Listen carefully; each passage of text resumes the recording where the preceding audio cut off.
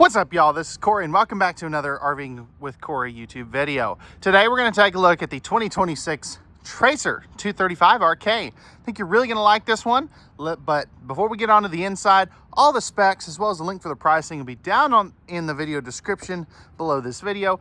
The specs will also pop up on screen as you saw there. Now, let's go ahead and jump onto the inside and get started. All right, y'all, so what do we think of the interior on these Tracers? I've done one Tracer so far. I kind of dig what they've got going on here. Now, I love the two-tone. Some people will love it, some people will hate it. I am a big fan of it. But let's get started. So, no carpet in your slide-outs. Now, this is going to be a jackknife sofa area. And I forgot to turn on the lighting there. Can't believe I forgot to do that. I knew I was forgetting something. But jackknife sleeper sofa, so this will turn out into a bed. There'll be storage underneath that as well. Also, really like the fact that you have a pretty good window right there. Now, if we take a seat at that sofa, you're directly across from the entertainment center. So that is a very nice feature. TV might be mounted a little high for some people, but I would rather have the big window overlooking my campsite. Now you can see that you do have a booth dinette there that will also turn down into a bed as well. There'll be full storage underneath that as well if you take the cushions off. Now, right over here, we're gonna have our thermostat for our main AC. It'll be a 15K AC as well. And this TV is not on a swing arm mount. It looked like it was there for a second, but I wanted to double check. These are also normal 6'6" on the interior height. And so if you're super tall, this may not be the perfect camper for you, but there's other ones out there that are a little bit taller. Now, of course, you've got your rear kitchen area. I absolutely love this. This is so well done. And it's because of what they did right here. So you have some open cubby space right here. Plus, you're going to have your slide out awning controls, lighting controls, all that good stuff right there. But again, it's what they did here. So you have these nice big drawers here, as you can see. And you've got 4 of those. Now, back behind here, you're probably wondering, okay, that goes back quite a ways. There's actually an outside mini fridge back here, so they didn't waste that space. Apparently I got something stuck in my throat this morning. But you've got shoe garage right there, entry door with the viewing window. Coming over here, opening this up, pretty good amount of storage. And I love that these are a flat panel cabinetry. I just think that looks really good. Pressed membrane thermofoil style countertops. Outlet right there. You've got 4 more drawers. They're all going to be this size. Just open up a couple of those. None of them get any bigger as you go down. Plenty of room for a waste basket. Again, just the flat panel cabinetry. I like it. I'm digging it. You do have the cup cleaner. Dual basin sink if you want it, single basin if you don't, and then you've got your cutting board right there. Now, because this is behind the stove, they have to go with a metal mini blind. I get that question all the time. Why can't they use a fabric shade of some sort? And it's because of fire code. Max air vent fan right above there, so somebody's gonna say, well, yeah, there's no stove vent.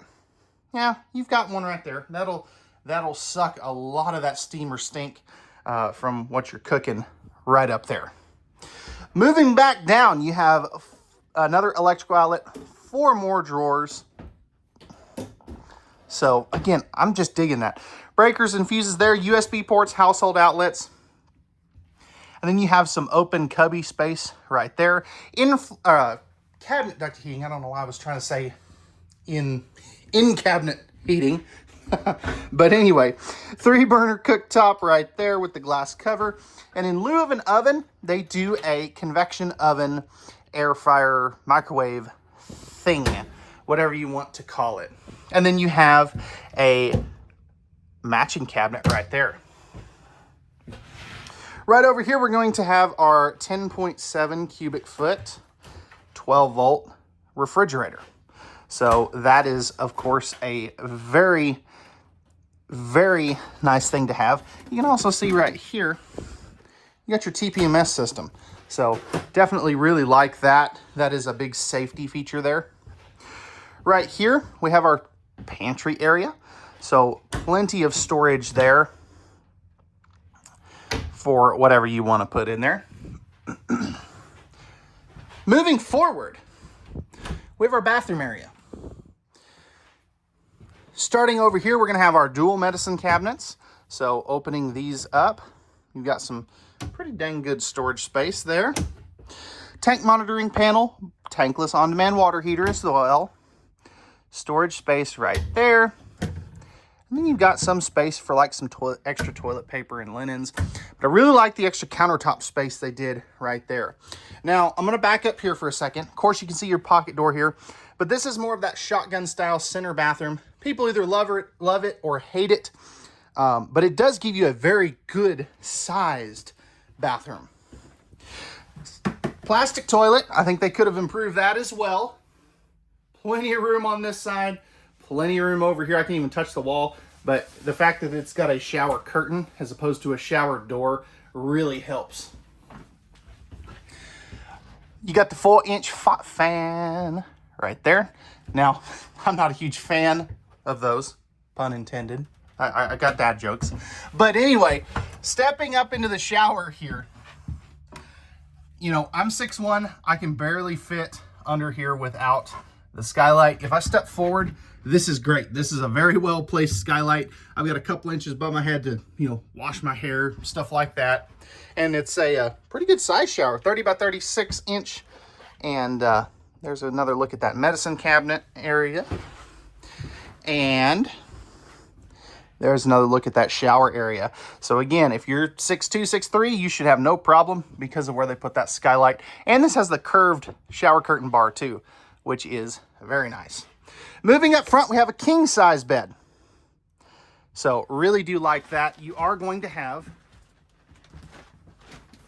open space from the side. So this actually does not lift up. But you've got open space from the sides. It's going to be very difficult for me to show you that. But I will try here in just a second. Love the fact that these support themselves. I think that is so smart. You are going to have a couple extra lights that I forgot to turn on.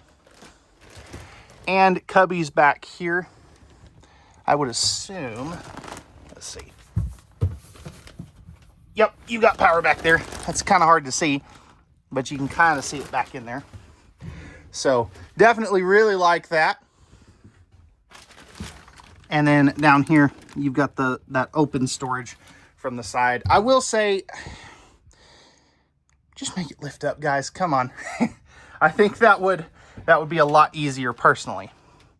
Spot to mount a TV. And then we've got some extra storage here.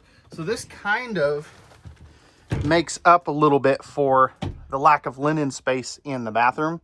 So you do have some pretty good space. There's your furnace. And so they didn't do anything there. I think they maybe could have added like a small drawer or something. But anyway, that's just me.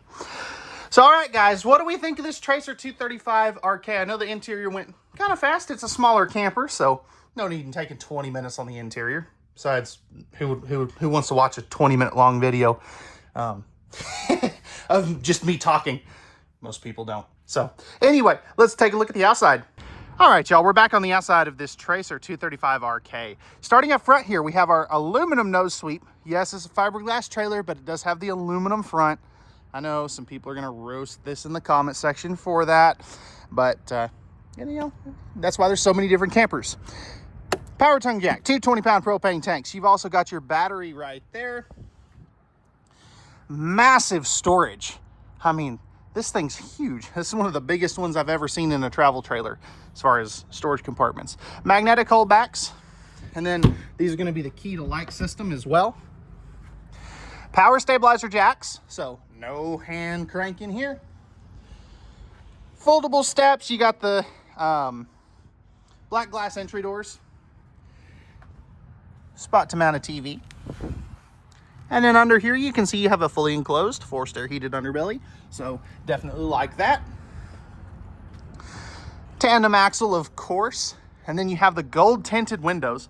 Let me know your thoughts on that. I kind of like them. I'm not sold on them yet.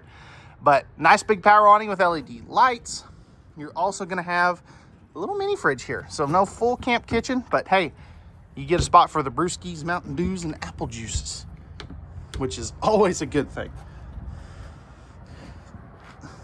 You're going to have your large air entry assist handle there. More ride step above steps. And then coming back here, we have our 4-inch square tubular bumper for our Stinky Slinky spare tire carrier, your 50 amp service, and then your backup camera prep. Now, this is going to have a tankless water heater, but it also is going to have 2 dumps for your sewer stuff. Since this is a rear kitchen, it's pretty common you're going to get 2 dumps. Moving forward, black tank flush right there. You're also going to have your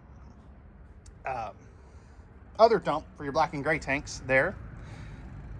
Fresh water, city water, and your cable and satellite hookups there. This is going to have a 200-watt solar panel up on the roof. Fully walkable roof as well. Yes, I know it doesn't have a rear ladder, but it is still fully walkable.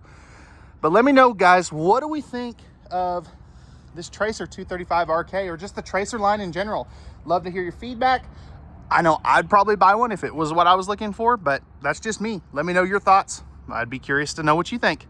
With that being said, pricing and specs will be down in the video description, and we'll see you guys on the next one. Peace.